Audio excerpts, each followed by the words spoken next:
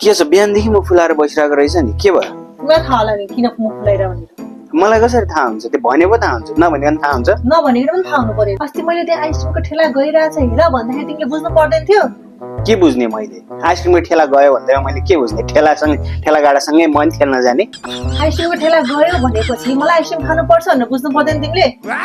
भन्नु पर्यो नि त नभनिकन कसरी बुझ्छ खानु मन लाग्यो भन्नु न किनेर ल्याइदिइहाल्थेँ मैले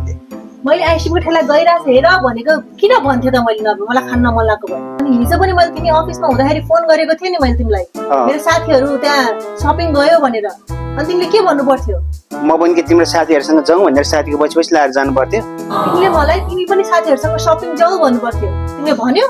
अनि सपिङ जानु मन लाग्यो भने म साथीहरूसँग सपिङ जान्छु है भनेर गएको भए भइहाल्थ्यो मलाई सपिङ जान मन लागेको होइन के तर मैले तिमीलाई जब मैले साथीहरू मेरो सपिङ गयो भन्दाखेरि तिमीले मलाई जाऊ भन्नु पर्थ्यो के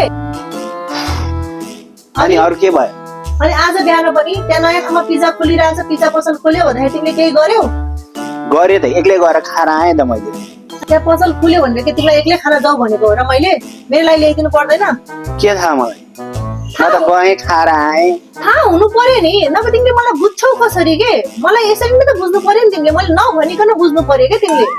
ए मैले अब के भन्ने कुरा तिमीलाई के चाह्यो भन्ने कुरा तिमीले नभनिकन मैले आफै बुझेर सबै कुरा तिमीलाई गरिदिनु पर्यो म भगवान होला होइन हुनु पर्यो कति परमेश्वर भनेपछि त भगवान हुनु परेन ए जस्तो कुरा गरेर बस्छ याद मान्छे